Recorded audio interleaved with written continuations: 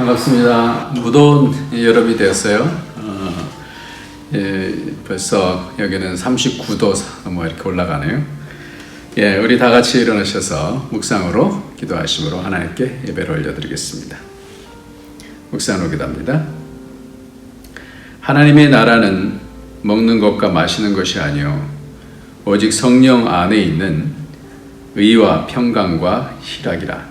이로써 그리스도를 섬기는 자는 하나님을 기쁘시게 하며 사람에게도 칭찬을 받느니라. 아멘. 존귀하신 하나님 아버지, 오늘도 우리가 하나님을 알고 믿을 수 있는 복을 허락해 주셔서 감사합니다. 하나님, 오늘도 우리가 하나님 좀 섬기는 자로서 이 땅에서 하나님 나라를 잘 세워갈 수 있도록 성령으로 이끌어 주시고 점점 나는 죽고 예수로 살 수 있는 그런 복이 있도록 축복하여 주옵소서. 하나님 점점 우리의 인격이 예수님 닮아갈 수 있도록 그리스도의 분량에까지 찰 수 있도록 주님 연단시켜 주시고 그렇게 하나님 나라를 세워갈 수 있도록 도와주옵소서. 예수님의 이름으로 기도합나이다. 아멘. 우리 다 같이 찬송 부르시겠습니다. 85장입니다.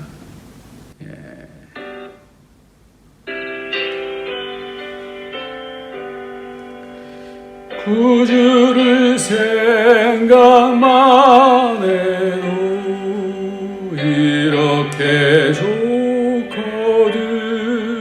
주 얼굴 배울 때야 얼마나 좋으랴. 만민의 구주 예수의 귀하신 이름은 천지에 있는 이름 중 비할 데 없도다. 참에게 아는 자에게 소망이 되시고 구하고 찾는 자에게 기쁨이 되신다.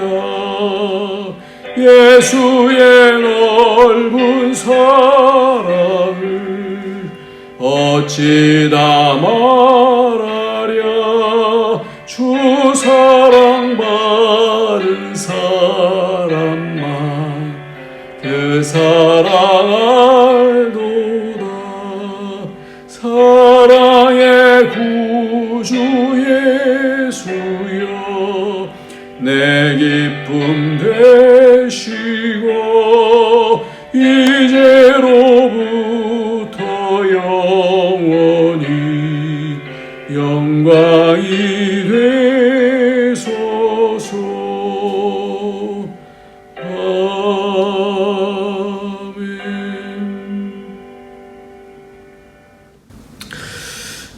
우리가 이 땅을 살아가면서 하나님의 은혜로 살아가지만 또 그 은혜를 아는 자임에도 불구하고 욕심과 또 세상을 사랑하는 것과 또 어려움을 통하여서 위축되어지고 또 마음이 내려앉고 또 범죄하고 했던 모든 죄악들, 이 시간에 예수의 피로 우리가 다시 정결케 돼야 하나님께로 가까이 갈 수 있습니다. 하나님께서 오늘도 복된 하나님의 예수 그리스도의 의, 하나님의 의이신 예수 그리스도의 피로 우리를 씻어주시고 하나님과 만날 수 있는 그런 복이 있도록 하나님 우리 죄를 사하여 주옵소서. 우리 다 같이 회개하면서 주 앞으로 나아가도록 하겠습니다.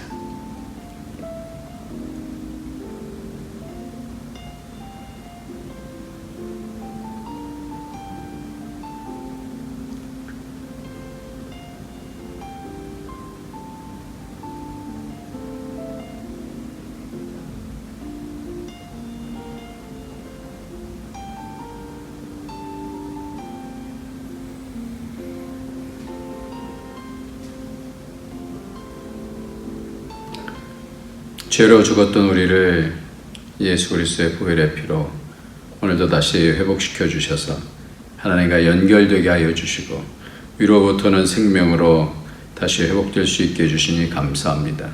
오늘도 연약함과 어리석음과 무지와 하나님 알아도 또 그것에 대해서 순종하지 못했던 죄악들, 믿음으로 행치 아니한 모든 죄악들 좀 용서하여 주시고 오늘도 보혈의 피를 통하여 악의 권세가 우리를 악으로 이끌지 못할 수 있도록 하나님 도와주셔서 예수의 피로 덮어주셔서 가정을 또 교회를 예수의 피로 덮어주셔서 정결하게 하여 주시고 새로운 하나님의 마음을 창조하여 주셔서 이 땅에서 하나님 나라를 세워갈 수 있도록 축복하여 주옵소서. 존귀하신 예수 그리스도의 피, 존귀하신 예수 그리스도의 피로 우리를 덮어주셔서 하나님 우리를 새 생명으로 이끌어 주옵소서. 예수님의 이름으로 감사하며 기도합나이다. 아멘. 오늘은 하나님 말씀 봅니다. 하나님 말씀 누가복음 17장 20절부터 30절까지 말씀이에요. 누가복음 17장 20절부터 30절까지 말씀 같이 보도록 하겠습니다. 같이 읽습니다. 시작. 바리새인들이 하나님의 나라가 어느 때에 임하니까 묻거늘 예수께서 대답하여 이르시되 하나님의 나라는 볼 수 있게 임하는 것이 아니요 또 여기 있다 저기 있다고도 못하리니 하나님의 나라는 너희 안에 있느니라. 또 제자들에게 이르되 때가 이르리니 너희가 인자의 날 하루를 보고자 하되 보지 못하리라.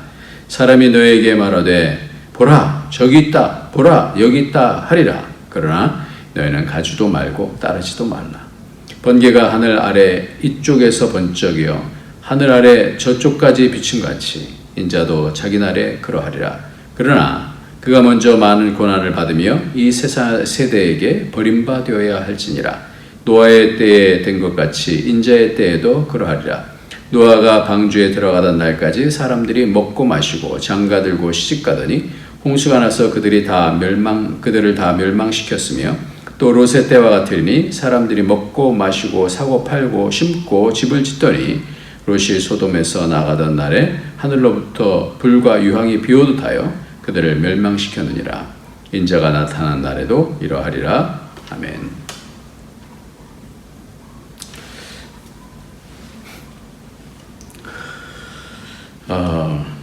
하나님 나라에 대한 것이 성경에서 가장 중요한 주제잖아요. 천국, 하나님 나라.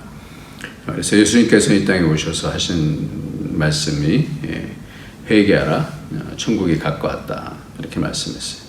하나님 나라를 우리는 다 원합니다. 이 땅에서도 가정에서도 천국을 이루기를 원하고 교회가 천국이 되기를 원하죠. 우리가 사는 공동체가 지옥 되기 원하는 그런 사람이 어디 있겠어요? 다 천국 되기를 원하죠. 다 하나님 나라 천국이 오기를 그렇게 원하고 있습니다. 그런데 사회도 그러고 나라도 그러고 그렇게 하나님 나라가 이렇게 올 때도 있지만 무너질 때가 얼마나 많은지 모르겠어요. 그래서 지금 대한민국은 한국은 하나님 나라가 왔는가? 믿음의 사람들이 참 많아서 영적으로 부흥되어지고 우리나라는 참 복받은 나라가 되어졌죠. 그런데 요즘 점점 앞으로의 세대 가운데서 뭐가 하나님 나라인가? 어떤 경제적인 권세만 있으면 그런 하나님 나라가 되는가? 2021년 미국의 여론조사 퓨 리서치 센터라고 하는 곳에서 한국을 포함한 17개 선진국의 성인 1만 9천 명을 대상으로 무엇이 인생을 의미있게 하는가에 대해서 조사를 했다고 그래요. 미국, 영국, 독일, 프랑스, 일본 등 대부분 그 선진국가들을 포함해서 그 나라들이 무엇이 인생을 의미있게 하는가 하는 것에 제일 처음이 뭘까요? 많은 선진국들이 무엇이 인생을 의미있게 하는가 이렇게 얘기할 때 그 가장 1위가 가족이라고 했어요. 가족. 우리가 이 땅을 살아나갈 때 가족이 굉장히 중요하죠. 가족에 대한 부분을 꼽았는데 한국은 그렇지가 않고 물질적인 풍요가 1위로 그렇게 꼽혔답니다. 그러니까 다른 나라하고 다른 것이 한국은 월등하게 물질적인 풍요. 이 조사가 밝힌 또 하나의 흥미로운 사실이 있는데 직업과 커리어가 인생에서 얼마나 중요한지에 대한 질문에는 한국이 전체 조사 대상에서 꼴찌였답니다.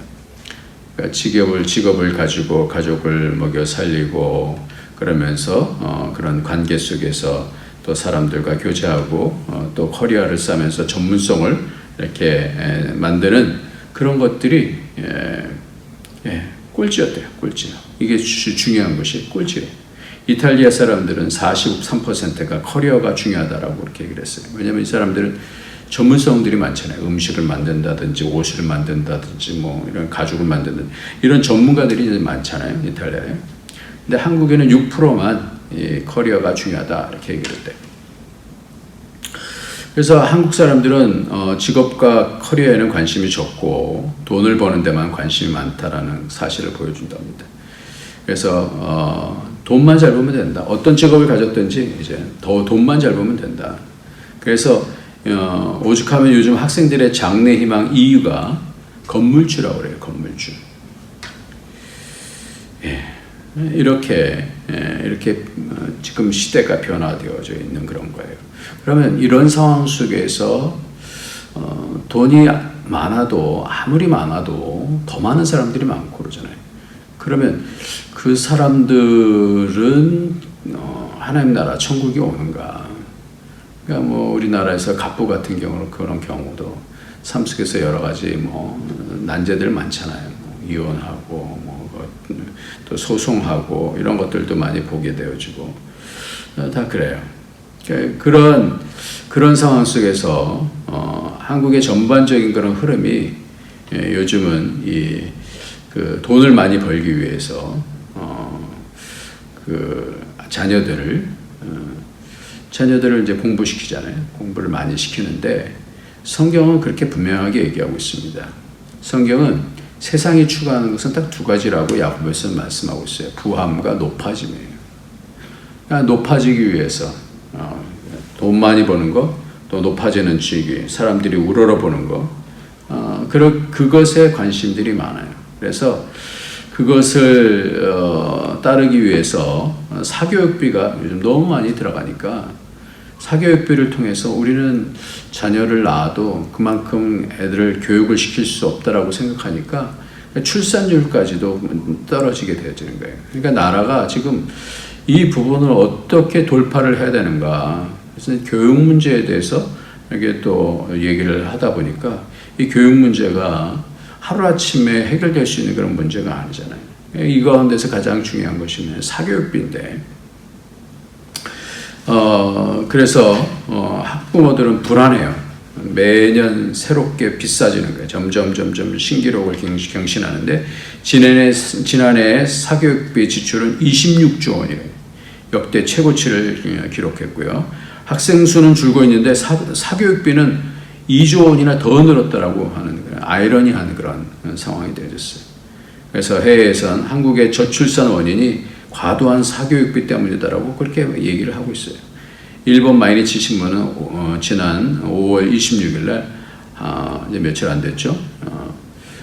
한국 출산율 1% 안 되는 0.78 쇼크라는 기사에서 한국 정부가 저출산 문제를 해결하기 위해 막대한 예산을 쏟아부었지만 해결 기미는 보이지 않는다면서 사교육비를 원인으로 꼽았습니다.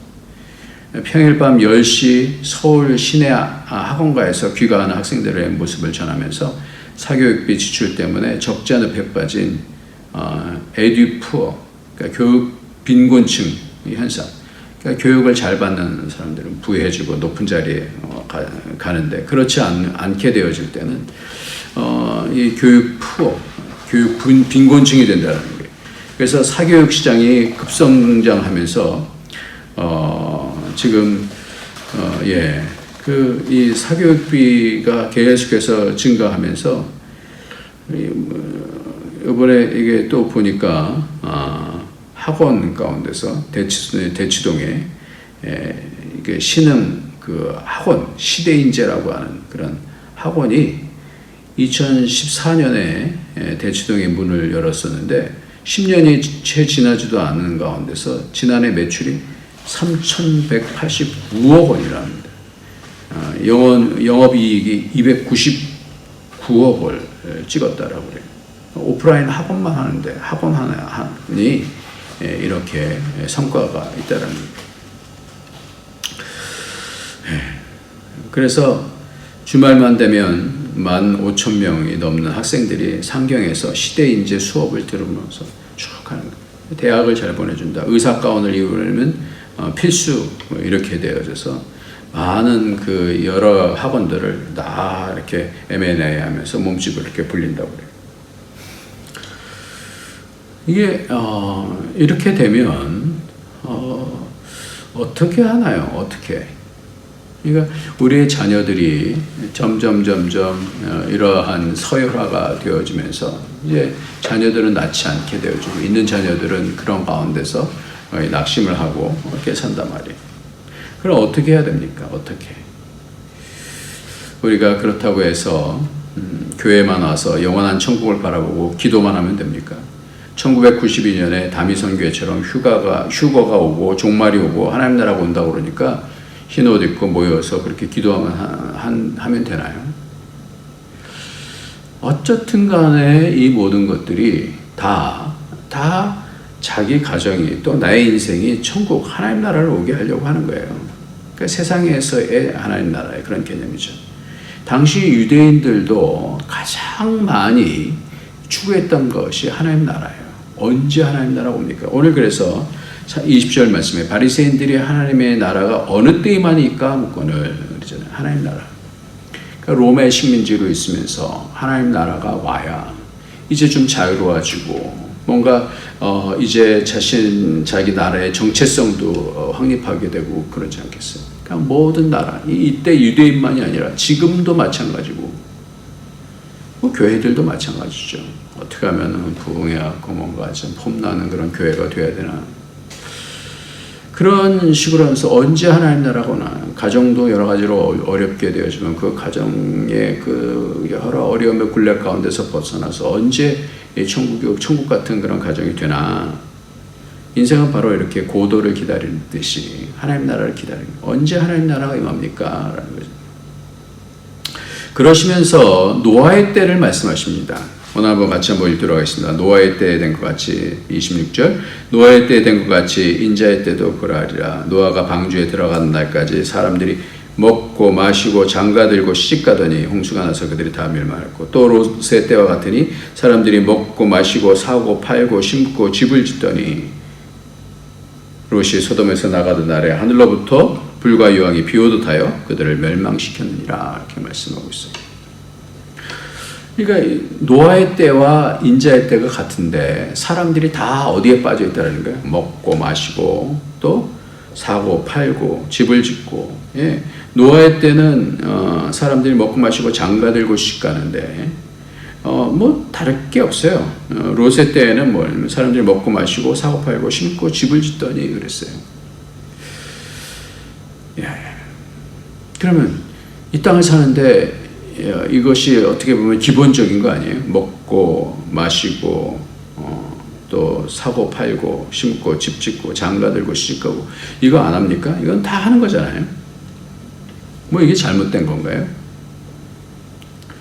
잘못된 거 아니죠. 다 하는 거예요.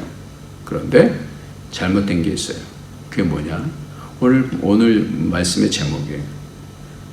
그런데 그것이 먹고 마시고 사고 팔고 심고 집을 짓고 시집가고 장가가면서 하는 것이 하나님 나라를 만드는 것이 아니라 너희 속에 이미 천국이 있다 이렇게 말씀합니다. 뭐 새로운 어떤 천국들을 이렇게 막 만들면서 뭔가 잘하고 그러면 천국이 되는 게 아니라 이미 너희 속에 뭐가 있다고요? 천국이 있다 이렇게 말씀하는 거잖아요. 너희 안에 천국이 있다 이렇게 말씀하는 거예요. 그러니까 이런 것들을 하는 것들이 나쁜 게 아니라 이런 것들을 일상생활을 하는 거죠. 일상생활을 하지만 가장 중요한 것이 뭐냐면 내 속에 있는 천국을 놓치고 있지 않는가라는 질문이에요. 우리는 늘 우리의 어떤 추구하는 바가 더 많이. 그래서 죽을 때까지 그 신기루만 쫓다가 결국은 어떻게 해요? 허망하게 죽는 것이 우리의 인생처럼 그렇게 되어 있잖아요.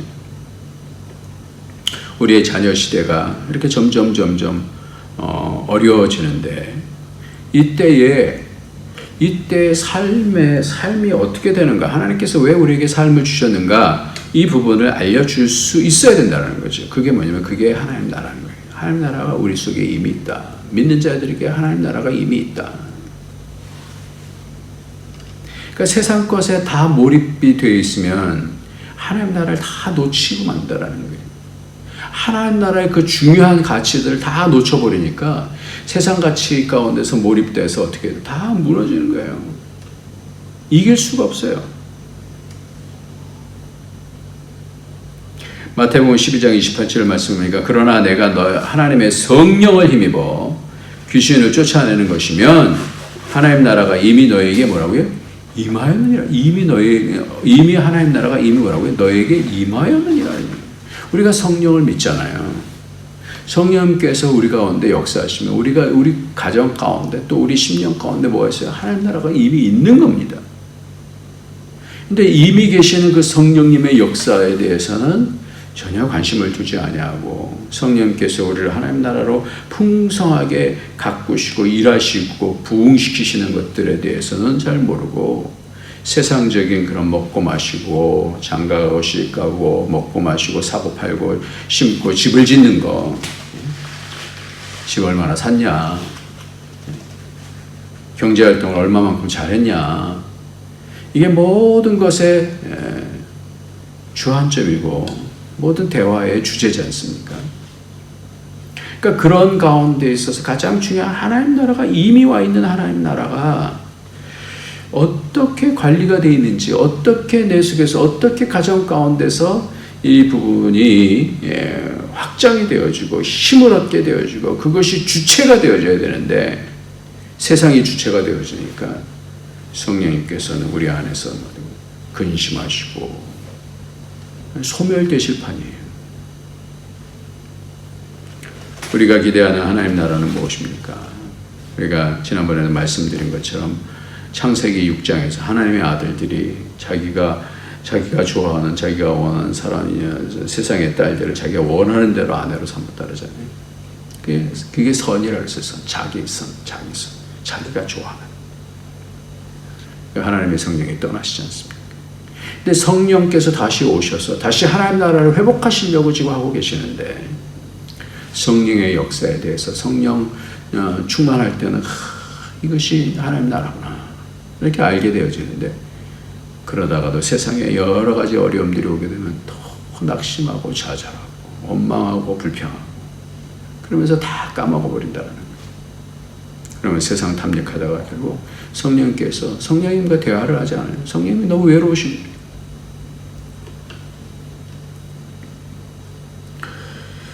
베드로후서 1장 11절에 보면 이와 같이 하면 우리 주 곧 구주 예수 그리스도의 영원한 나라에 들어감을 넉넉히 너에게 주시리라 했어요.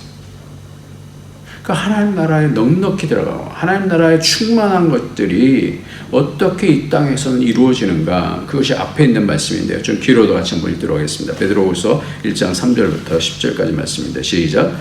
그의 신기한 능력으로 생명과 경건에 속한 모든 것을 우리에게 주셨으니 이는 자기의 영광과 더불어 우리를 부르신 이를 알므로 말미암으니라. 이로써 그 보배롭고 지극히 큰 약속을 우리에게 주사 이 약속으로 말미암아 너희가 정욕 때문에 세상에서 썩어질 것을 피하여 신의 성품에 참여하는 자가 되게 하려 하셨느니라. 그러므로 너희가 더욱 힘써 너희 믿음의 덕에 지식을, 지식의 절제를, 절제의 인내를, 인내의 경건을, 경건의 형제우애를, 형제우애의 사랑을 더하라. 이런 것이 너에게서 흡족한즉 너희로 우리 주 예수 그리스도를 알기에 게으르지 않고 열매 없는 자가 되지 않게 하려니와. 이런 것이 없는 자는 맹인이라 멀리 보지 못하고 그의 옛죄가 깨끗게 된 것을 잊었느니라. 그러므로 형제들아 더욱 힘써 너희 부르심과 택하심을 굳게 하라. 내가 이것을 행한즉 언제든지 실족하지 아니하리라. 신의 성품이 점점 찾아. 하나님의 성품이, 하나님의 형상이 점점 내면 속에서 인격을 통해서 하나님의 인격이 나를 만들어 가실 때 여러 연단을 통해서 점점 내 속에 하나님의 역사가 일어나지고 하나님의 성품을 통해서 안정된 심령을 갖게 되어지고 연단이 되어지고 인내가 있게 되어져서 여러 가지 시험들을 이기게 되어졌을 때에 갖게 되어지는 인내의 경건의 형제우애를 형제 왜 아가페를 본 거야? 누가복음 12장 32절 말씀은 적은 무리여 무서워 말라 너희 아버지께서 그 나라를 너에게 주시기를 뭐예요? 기뻐하시느니라. 그러니까 우리가 이 땅을 살면서 신앙생활에서 가장 중요한 부분은 내 속에 하나님 나라가 어떻게 숨쉬고 계시는가, 하나님 나라가 어떻게 내 내면 속에 하나님 나라가 세상 나라를 이길 수 있는 파워가 있는가. 로마서 14장 17절 말씀부터 19절 보면 하나님 나라는 먹고 마시는 것이 아니요 오직 성령 안에 있는 의와 평강과 희락이라. 성령 안에 있는 의와 평강과 희락이라. 이로써 그리스도를 섬기는 자는 하나님을 기쁘시게 하며 사람에게도 칭찬을 받나니 그러므로 우리가 화평의 일과 서로 덕을 세우는 일을 힘쓰나니. 그러니까 공동체 안에서 의와 평강, 하나님의 의와 평강과 희락, 사람의 의가 아니에요. 하나님의 의, 평강, 하나님께서 주시는 평강, 샬롬, 희락이 있죠. 오늘 본문 말씀 가운데서 22절에 보니까 또 제자들에게 이르시되 때가 이르니 너희가 인자의 날 하루를 보고자 하되 보지 못하리라 했어요. 인자의 날 하루를. 왜? 그렇게 무기력해지면 하나님 나라가 내 속에서, 가정 속에서, 교회 안에서 무너지지 말아야 되는 거예요. 무너져도 다시 회복돼야 되는 거예요. 하나님 나라가 깨어지고 집안이 어려움이 되고 관계가 어려워지게 되어지고 전쟁이 있고 공포가 있고 살인이 있고 두려움이 있고 사탄의 역사가 있을 때 우리가 무너지잖아요. 근데 내면적으로 하나님의 성령께서 역사하셔서 그 위로하심을 통해서 극복하게 되어지고 이기게 되어질 때는 어떻게 해요? 내 속에 하나님 나라가 있는 거지 않습니까? 그렇기 때문에 우리가 하나님의 나라가 왜 자주 깨어지는지를 살펴야 돼요. 이때가 중요한 거예요. 이때 이겨나가야 되는 거예요. 그러니까 영적인 실력은 나 성경 많이 읽었어요. 나는 기도 많이 해요. 여기에 있지 않냐고. 실제적으로 뭐 중요합니다. 그러나 실제적으로는 영적인 도전이 왔을 때, 가정에 어려움이 왔을 때, 문제가 심각해졌을 때, 그때에 성령께서 역사하셔서 내 속에 하나님의 성품으로 채워지느냐, 이게 가장 중요한 것이죠. 그래서 성령님 때문에 회개하고 용서를 빌기도 하고 용서해 주기도 하고, 성령님이 그렇게 하라고 하시면 자기 의를 내려놓는 거예요. 하나님의 의와 평강, 하나님께서 주신 평강의 그 힘으로 용서를 해줘요. 또 용서를 받고. 아브라함 같은 경우도 계속해서 도전이 있었잖아요. 조카 롯과의 그런 관계가, 그 가운데서 어떻게 해요? 하나님의 마음을 잘 보고, 그러면서 하나님의 마음을 찾으니까 네가 좌하면 내가 우하고 네가 우하면 내가 좌하리라. 그때 하나님께서 너는 눈을 들어서 북남동서를 바라봐라, 그렇게 말씀하시잖아요. 하나님 내가 함께 하겠다. 그러니까 그 믿음의 담력이 생겨지니까, 그러니까 억울하지 않은 거예요. 그러니까 섭섭하지 않은 거예요. 지난주 금요일날 출애굽기 23장 4절 5절 말씀에 참 재밌는 그런 말씀이 있어요. 같이 한번 보겠습니다. 내가 만일 내 원수의 길 잃은 소나 나귀를 보거든 반드시 그 사람에게로 돌릴지며 내가 만일 너를 미워하는 자의 나귀가 짐을 싣고 엎드려짐을 보거든 그것을 버려두지 말고 그것을 도와 그 짐을 부릴지니라 하셨어요. 원수의 길 잃은 소나 나귀, 미워하는 자가 짐을 싣고 엎드려졌어요. 나귀가 어떻게 하라고요? 도와주라.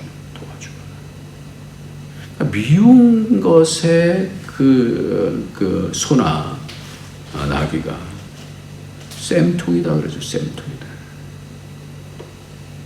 근데 하나님의 정의는 뭐냐? 하나님의 정의는 악인이나 선인이나 다 하나님께서 비를 내리시고 햇빛을 내리신단 말이에요. 그래서 로마서 12장 20절 21절 말씀하면 내 원수가 줄이거든 먹이고 목마르거든 마시게 하라. 그리함으로 내가 숯불을 그 머리에 놓으리라. 악에게 지지 말고 선으로 악을 이기라. 이 율법이에요. 선악과가 율법이잖아요. 선으로 악을 이기라. 선은 뭐예요? 하나님 마음으로, 하나님 뜻으로 선악간의 싸움 가운데서 이기는 것. 그때 어떻게 돼요? 하나님 나라가 임하는 거예요. 내 속에서 하나님의 성품이, 하나님의 인격이, 하나님의 형상이 내 속에서 채워지는 겁니다. 이걸 어떻게 돼요? 눈에 안 보여요. 근데 알아요. 그래서 요한복음 우리가 유명한 말씀 있잖아요. 거듭나는 것에 대한 말씀. 육으로 난 것은 3장 6절 시작. 육으로 난 것은 육이요 영으로 난 것은 영이니 내가 네게 거듭나야 하겠다 하는 말을 놀랍게 여기지 말라. 바람이 임의로 불매 내가 그 소리를 들어도 어디서 와서 어디로 오는지 알지 못하네. 성령으로 난 사람도 다 그러하니라. 바람 몰라요. 어디로 와서 어디로 가는지. 근데 어떻게 돼요? 뭐를 알아요?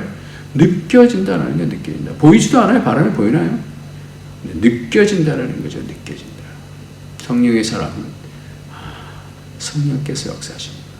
느껴지는 거예요. 그러니까 그것을 사람들이 아는 거예요. 성령에 이끌려서 가는구나.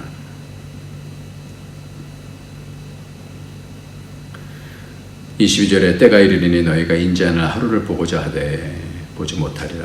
점점 어려운 시대가 된다라는 얘기예요. 다 세상 것에 마음이 다 빼앗겨져서 그거 가운데서 마음이 무너지고 또 아프게 되어지고. 근데 누구는 살아요? 점점 어려서 다 죽어가지만 그 심령 속에 생명의 씨를 간직하고 성령의 역사 가운데서 순종하고 그 가운데서 성령과 교제하고 성령의 주시는 그 성품을 통하여서 하나님을 알게 되어질 때, 하나님의 깊은 것을 알게 되어질 때 그 인격을 가진 그 믿음이 그를 살려준다는 겁니다. 오늘 말씀에 이미 너희 안에 이미 하나님 나라가 있다. 평강과 희락과 의, 내 의가 아닌 하나님의 의, 무사한 일이 아닌 하나님께로부터는 성령으로 주시는 평강, 샬롬, 세상의 기쁨이 아닌 하나님께서 함께 하시는 그런 희락, 기쁨, 이런 것들이 하나님 나라가 있게 되어지면 어려움이 생기든지 아니면 관계나 하나님의 관계나 사람의 관계나 물질과의 관계가 뭔가 사고가 발생되면 무참히 깨어지기도 하지만 회복된다. 빨리 회복된다. 이게 실력이에요. 이게 실력이에요. 앞서 보듯이 실족과 용서와 믿음과 충성에 대한 그런 말씀. 보이지 않아요. 근데 역사예요. 천국을 뭘로 비유하냐면 겨자씨로 비유하고 누룩으로 비유하잖아요. 보이지 않아요. 근데 거기는 생명이 있기 때문에 전체를 다 어떻게 부풀게 하잖아요. 밀가루로. 우리의 교회의 비전이 바로 이겁니다. 이 교회, 저 교회, 이 교회가 좋아. 이 교회가 뭐 커서 뭐 좋아. 이벤트가 있어서 좋아. 거기 가면은 무슨 부서가 있고 뭐 그렇게 하죠. 이제 진정한 하나님 나라는요, 실력이 있냐는 실력이. 그 가운데서 실력이 있어서 성령의 은혜를 아는 사람들을 통하여서 아이들이 바뀌고 장년들이 그 가운데서 변화가 되어지고 그 가운데서 하나님의 말씀을 통해서 그 성품이 바뀌어지고 내가 인내를 경험하고 참아내고 이런 거예요. 우리 가운데 성령께서 역사하시지 않으면 하나님 나라는 겉으로는 보이는 것이 아니기 때문에 겉으로 봐갖고 몰라요. 근데 느껴지죠.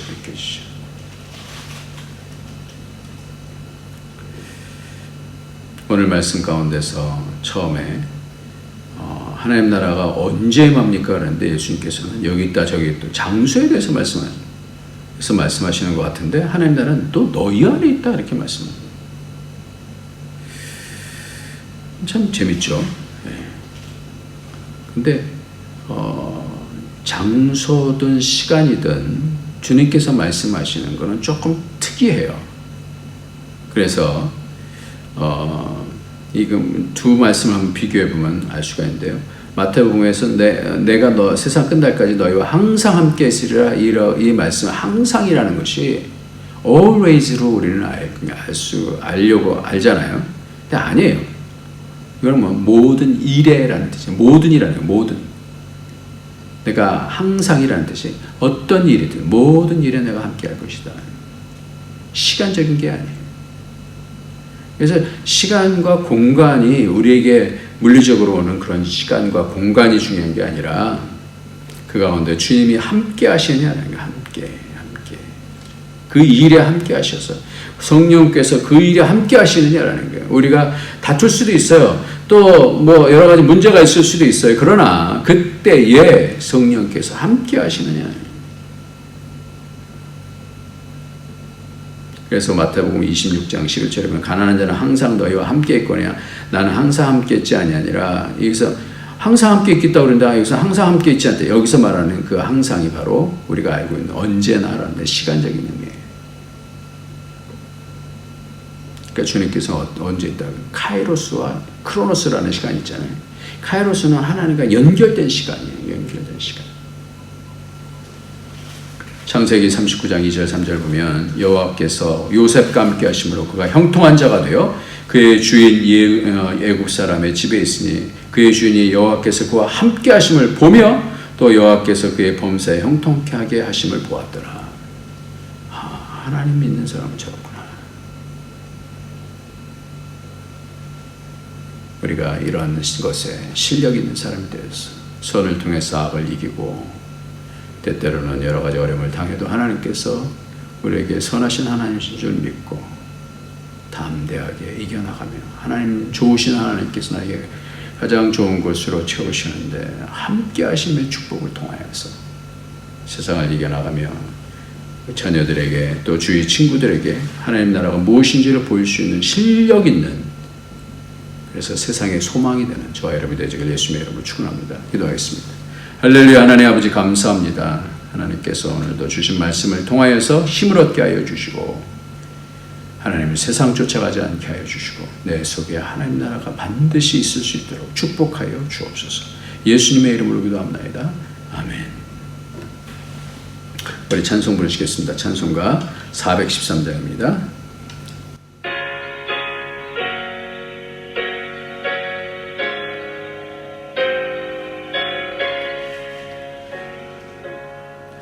내 평생에 가는 길 순탄하여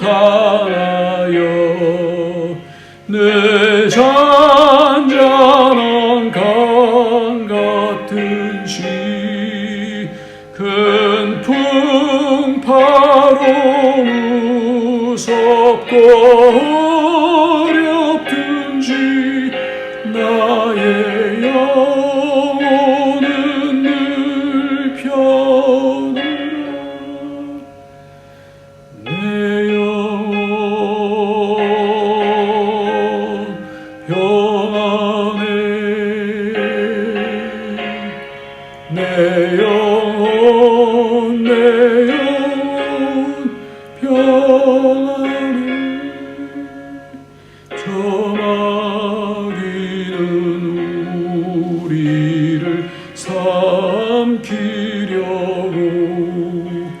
입 벌리고 달려와도 주 예수는 우리의 대장되리. 끝내 싸워서 이기리라. 내 영혼 평안해. 내 영혼 평안해. 내 지은 죄 중빛 같더라도 주 예수께 달래면 그 십자가 피로써 다시 씻으사 있는 보다 더 정하겠네.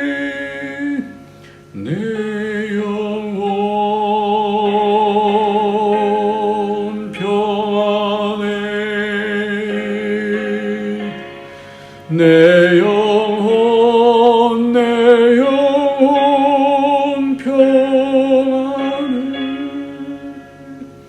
저공 중에 구름이 일어나며 큰 나팔이 울릴 때에 주 오셔서 세상을 심판해도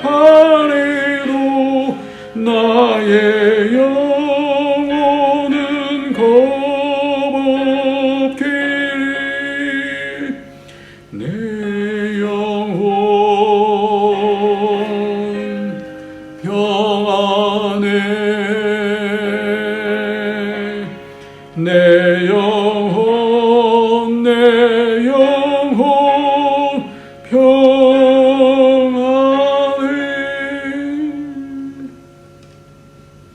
하나님 감사합니다. 주님께서 주신 삶, 주님께서 인도해 주시니 감사합니다. 감사함을 드립니다. 성령님 계속해서 함께하여 주시고 하나님 알게 하여 주시고 세상을 이길 힘을 허락하여 주셔서 세상에 흔들리지 아니하고 점점 위로부터 오는 성령의 지혜를 통해서 잘 인생을 감당해 나갈 수 있도록, 가정을 감당해 나가고 교회를 감당해 나갈 수 있도록 사회 가운데서 하나님의 실력 있는 믿음의 사람들이 되어질 수 있도록 축복하여 주옵소서. 예수님의 이름으로 기도합나이다. 아멘. 이제는 우리 주 예수 그리스도의 무한하신 은혜와 독생자 아낌없이 주신 하나님의 크신 사랑, 성령의 교통 교제에 인도하시니 오늘도 하나님 나라가 이미 내 속에 있는 줄 알고 성령님을 모시고 성령님께서 하나님 알게 하심을 따라서 순종하고 용서하고 하나님 나라 세우기를 힘쓰기를 원하는 주의 모든 권속들 머리 위에 그 가정에 가는 모든 일들을 위해 이제로부터 영원토록 함께 있을지어다. 아멘.